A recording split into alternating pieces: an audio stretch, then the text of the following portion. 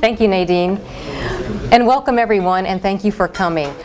Today we're going to talk about savvy Social Security planning, what baby boomers need to know to maximize their retirement income. Now I'm just going to ask you to devote the next 15, oh, thank you, part of my speech. The next 15 to 20 minutes or so, and I promise you, you will be rewarded with some really good information. I didn't have this information at my fingertips when I needed it. My husband almost died a few years ago, and it forced him into early retirement. So we had to make a lot of decisions quickly, and I had to do a lot of research. But I'm hoping that by sharing this information with you, you'll be able to make some smart decisions and have this information ready. When your parents retired, they probably didn't think too much about Social Security. They just went down to their local Social Security office as soon as they turned 65, or maybe 62 if they retired early, and they applied for benefits. They took their benefits for granted and didn't ask many questions. But baby boomers are addressing the Social Security question in a very different way.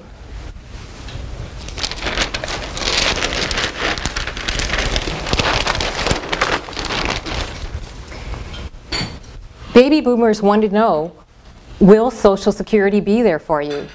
You've been told for many years that the system is going broke. But now that you're at the point where you're about to receive benefits, you want to know, is that really true? You also want to know how much you can expect to receive from Social Security, because before you retire, you have to know all of your retirement income resources. You have to set up a budget, you have to look at your other investments, you have to look at what Social Security is going to provide you. And because it's a relatively known quantity, Social Security can provide the foundation for your plan. You're probably also asking, when should you apply? You may have heard that if you apply early for benefits, you'll get less than if you apply later. We're going to shed some light on this very important question. And then something your parents may have never asked is, how is it possible to maximize benefits? There is absolutely nothing wrong with using the rules of Social Security to your advantage to maximize your benefits. Today, in fact, we're going to talk about 5 ways that you can maximize your benefits. And it's simply by knowing the rules and making them a part of your decisions.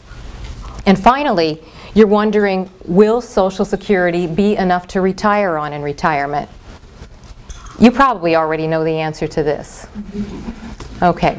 Social Security provides about 40% of the average retiree's income.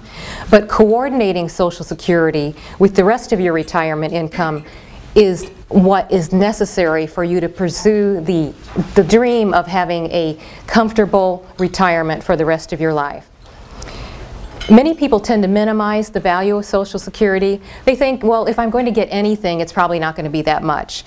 But Social Security is a lot more valuable than people think.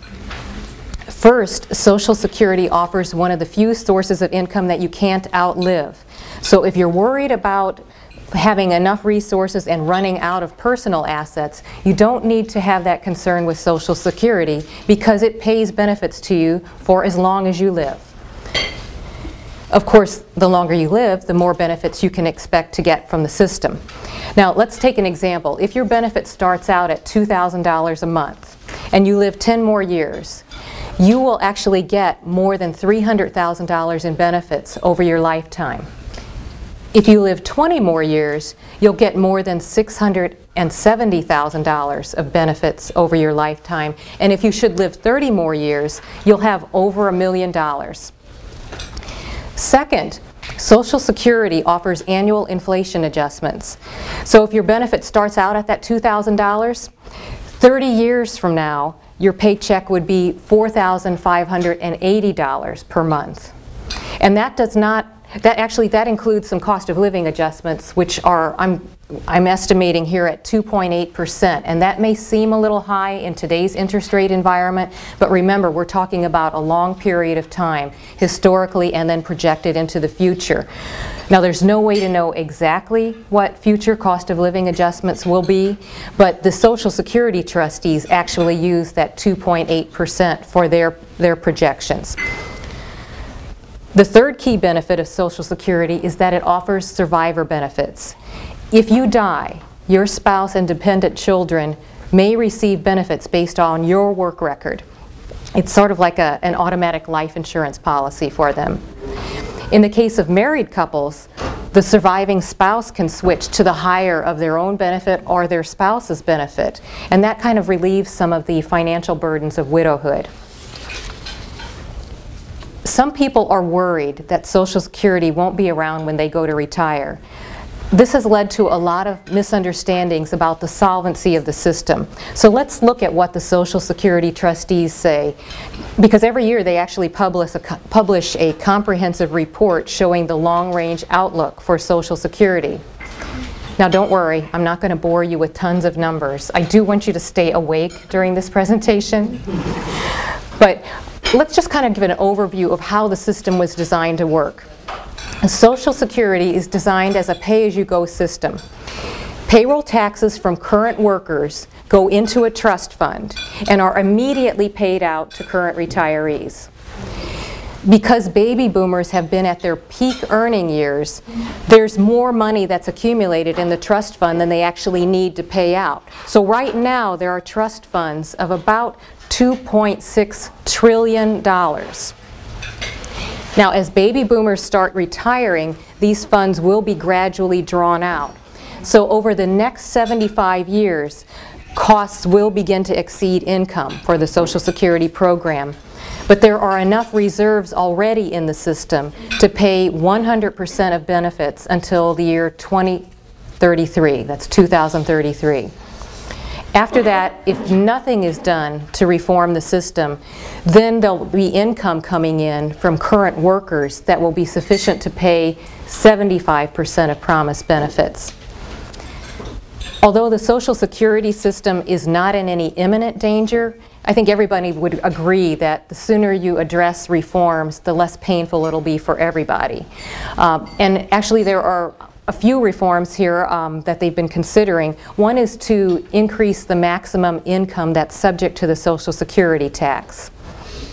Another reform proposal calls for raising the normal retirement age as life expectancies increase.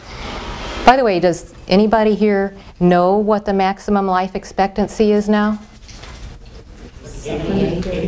Keep higher. In the mid-80s is the average life expectancy.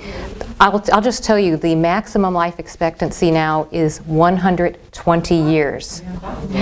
Don't take my word for it. I did not make up this number. If you go to, for those of you who are very statistically oriented and analytical and want to dig into all and ferret out all the details, you should just go to the internet and look at the CSO tables, or they're called Commissioner's Standard Ordinary Tables. It's what the life insurance industry uses to determine how long they are going to be receiving premiums and when they are likely to have to pay benefits.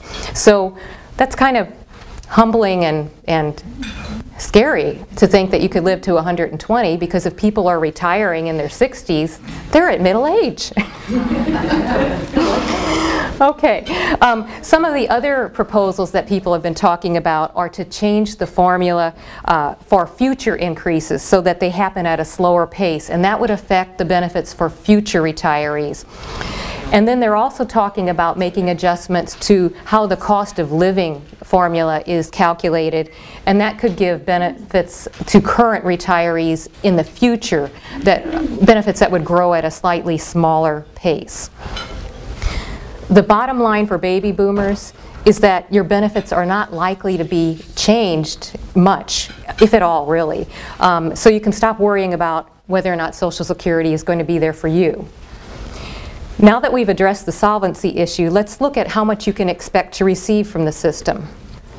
When your Social Security benefit is calculated, it's based on how much you've earned during your working years and the age at which you apply for benefits. Sounds pretty simple, right? Well, the formula for calculating Social Security is pretty complex. The general process goes like this. First, Social Security looks at your annual earnings over your entire lifetime. Then they index those annual earnings for inflation. Then they pick the top 35 years to put in their formula. Now, if you don't have 35 years of earnings, they fill in those other years with zeros. So that has the effect of lowering your average earnings for that calculation. And that result is called the average indexed monthly earnings, or AIME for short. Aren't these acronyms wonderful? I'm not finished, there are more. Next, the formula is applied to your AIME to determine your primary insurance amount, or PIA.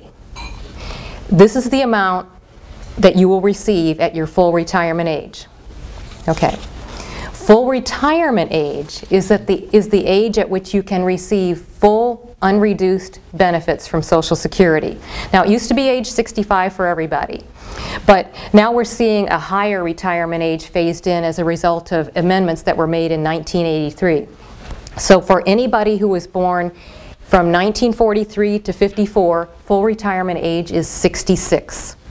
And for anybody born 1960 or later, full retirement age is 67. And if you were born between then, from 1955 to 59, it's age 66 plus some number of months.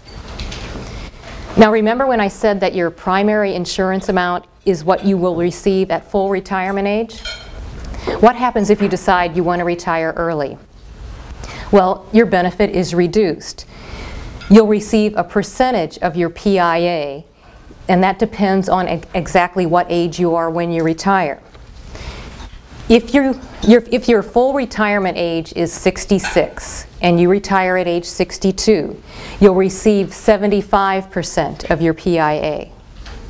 If your full retirement age is 67 and you retire at 62, your PIA is going to be reduced and you'll earn 70% of that PIA benefit for the rest of your life.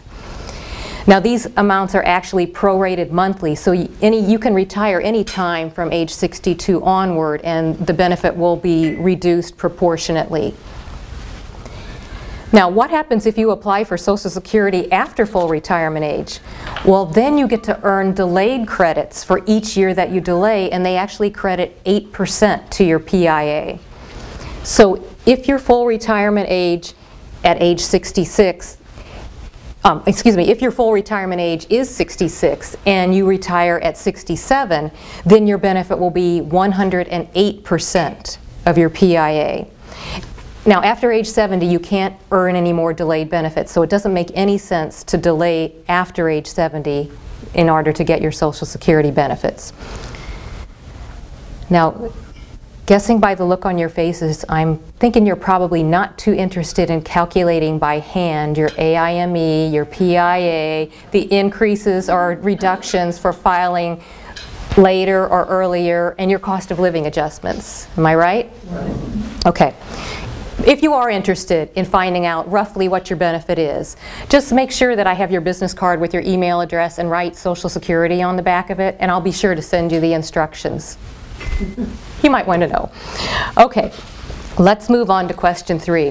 When should you apply for benefits?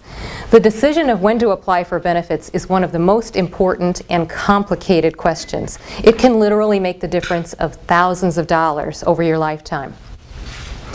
Before we get to the number crunching, it's important to realize that the decision of when to apply for Social Security is very personal, and it depends on many factors unique to your situation. It includes looking at your health status, looking at your life expectancy, looking at your need for income.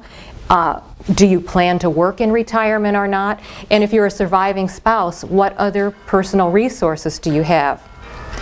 The obvious advantage to delaying benefits is that your monthly benefit will be higher. For example, if you're a baby boomer born in 1950 and you had maximum earnings, you would receive $1,850 a month if you applied at 62, the earliest age you could apply. So that's $1,850. But if you had waited until 70, your benefit would be $3,255 a month. And that's without taking into account any cost of living adjustments. The difference is even more dramatic if we add that 2.8% COLA each year. In that case, your age 70 benefit jumps to $4,060. Quite a difference. Now, it might be hard to pass up those Social Security income checks that you can get when you can retire early and get them. But if you live a long time, you're actually going to be glad that you waited. If your benefit starts at age 70 and you live to be 100, your monthly benefit could grow to $9,296. The when to apply question is very complex, and it really requires customized analysis. But here are a few points to remember. 1, if you apply early, your benefit starts out at some fraction of your PIA, and it stays that way for the rest of your life. It does not automatically go to 100% when you reach full retirement age.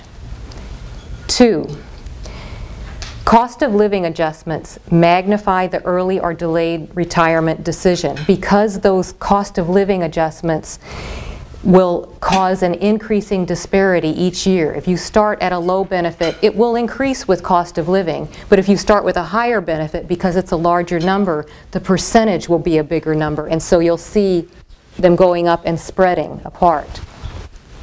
Point 3.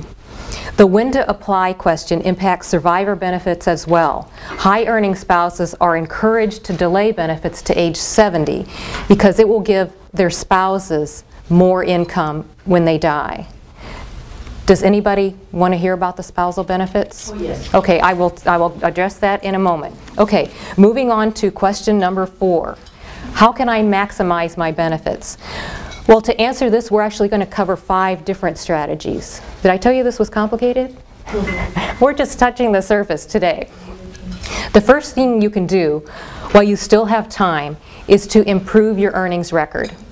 First, check your annual statement to make sure your earnings are accurate because mistakes do happen. This happened to me, actually not to me personally as an individual, but to me and every employee at this big Fortune 50 company I used to work for. And it was my boss who actually happened to find the mistake. Back in the days when they had those big computer tapes that they would send, like they were big spools of ribbons, and the companies would mail these Social Security withholding information tapes to Social Security, and then it would be recorded into the system.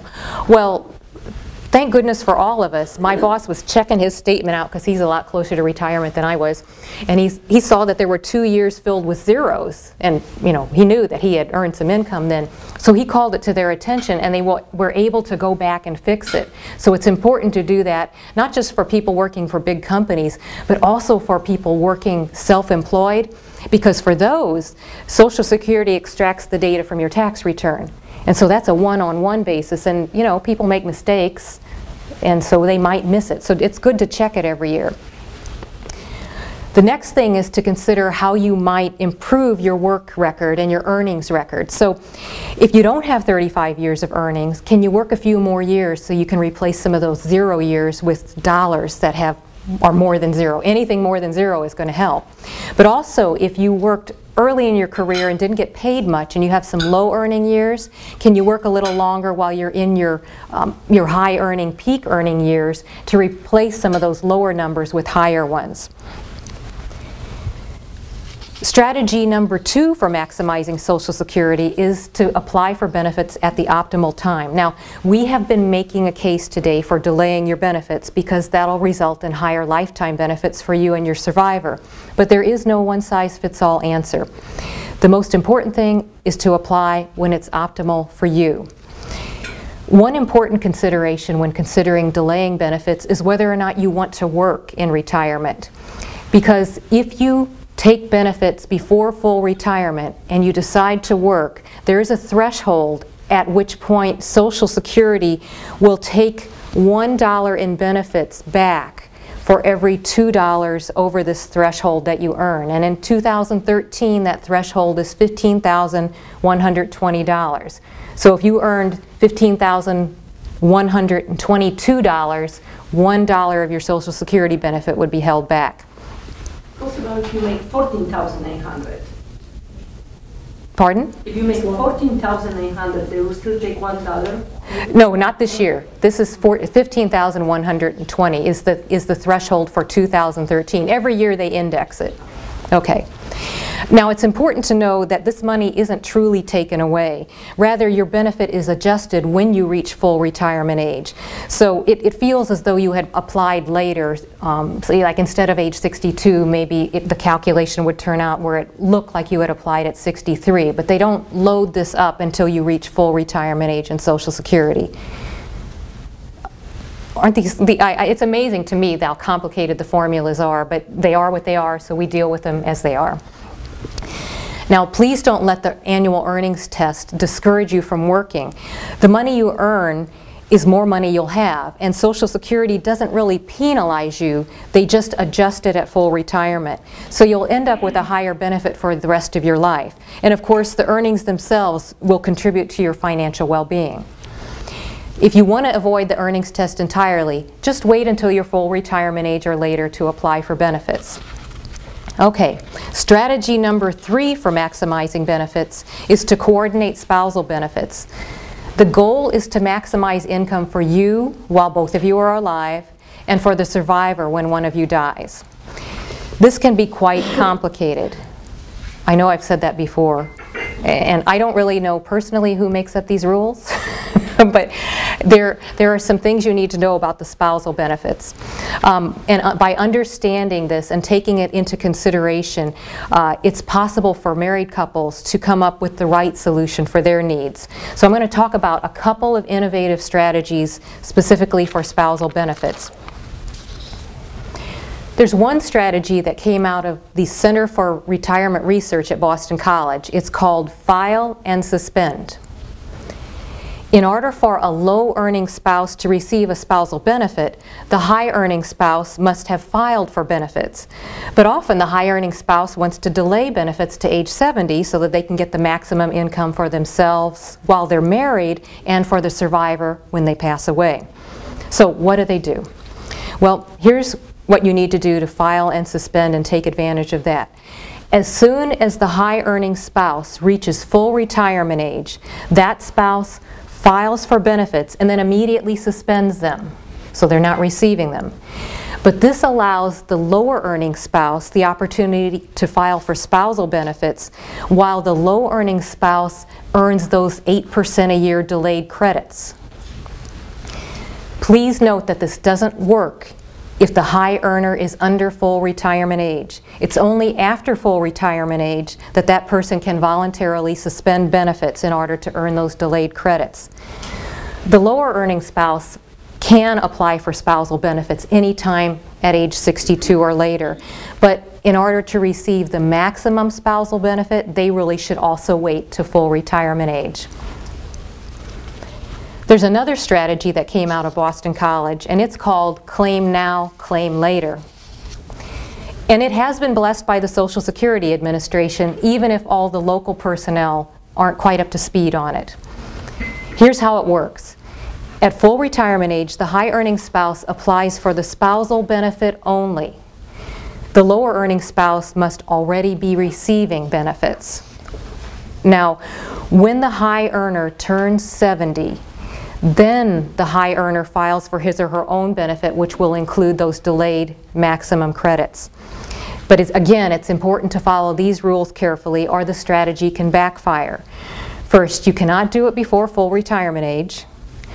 If the high earner walks into the Social Security office before then, let's say when they turn 66, the Social Security personnel will compare that person's own personal benefit to their spousal benefit and give them the higher of the two. Given that it's a high earner, the high earner's benefit will be higher, and that's the benefit that person will receive, but it will be reduced for early claiming because they were under the age of 66. It's only after full retirement age that the high earner can restrict his application or her application to a spousal benefit. And that's the language you should use, to restrict the application. Social Security personnel understand that term. And finally, spousal strategies may vary depending on the ages and the PIAs of the respective spouses. We have a special spousal planning calculator that we use to come up with the possible strategies for the various situations and to come up with a plan for your situation. Moving right along, did you know that Social Security benefits may be taxable? Strategy 4 for maximizing your benefits is to minimize this tax. Now, taxation of Social Security is based on various income levels, but income in the land of Social Security is not the same as income anywhere else. What a surprise. Income means provisional income for Social Security.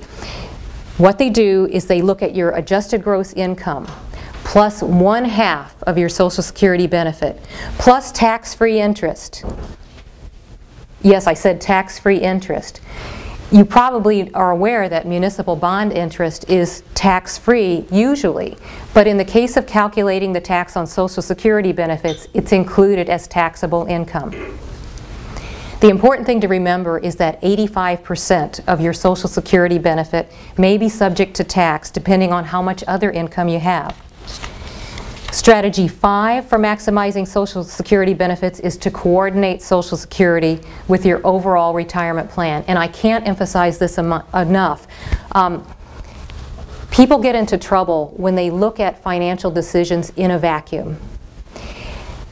There are too many things and too many financial decisions that are interconnected, and I've seen people get into some serious financial trouble because they isolated one decision thinking it wouldn't impact anything else. Well, it does, and so it's very important to coordinate everything, to include everything that it affects, because it is all interconnected. Will Social Security be enough to live on in retirement? Point number 5, well, probably not. Now, Social Security personnel can be very helpful when it comes to estimating benefits and helping people claim all of the benefits they're entitled to right now. But it is not their job to do long-range Social Security planning because they don't know what's going on with the rest of your personal finances. We can, however, help you analyze various claiming strategies, show you your Social Security income stream under various income scenarios, and help you take advantage of innovative strategies to maximize your benefits. It's important to consider Social Security in the context of your retirement resources, including pensions, IRAs, 401ks, the required minimum distributions that everyone has to take when they reach age 70 and a half, your overall investment portfolio, and whether or not you plan to work in retirement. All of these resources need to be coordinated to give you the income you need for the rest of your life. Please don't be afraid to ask for help. Retirement may seem easy, especially when it's you're taking your salary and stashing part of it away in a 401k or an IRA. But when it comes time for you to take in and delve into that nest egg to get yourself an income for life, you want to make sure it doesn't run out. Social Security may be the bedrock of your retirement income plan, but it must be coordinated with your other resources to give you the stability and security that you deserve. I'm thrilled to be able to share this information with you, and I thank you.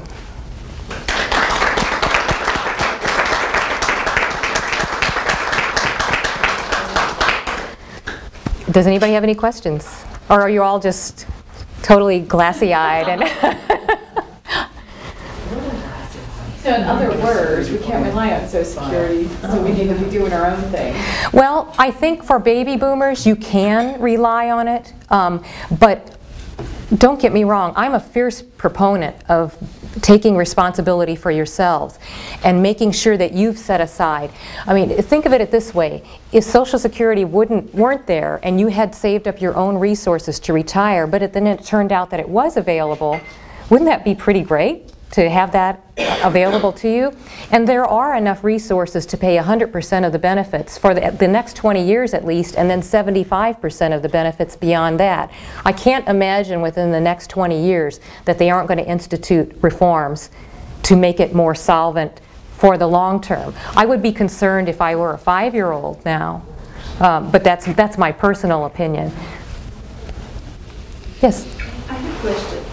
If the husbands go for the full retirement age of 66, and wife never worked a day in her life, she's 5 years younger.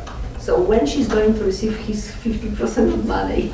She would receive the 50% when she reaches full retirement age. When she's 66. Right. Now, if the question was, if the husband reaches full retirement age and he's retired and now receiving benefits, and the wife is 5 years younger, so that would make her 61, when is she going to receive 50% of the benefit, which is the spousal benefit is 50% of the high earner's benefit. She could apply at 62, but she wouldn't receive the full benefit because she was younger than full retirement age. So she would have to wait until she was 66 or 67, depending on when she was born, or somewhere in between, to receive the 50% benefit. By the way, something I didn't mention is that for women who are divorced, they can also earn benefits off of their ex-husband's Social Security as long as they were married for at least 10 years. Now, the ex doesn't have to know. It doesn't impinge on his benefit.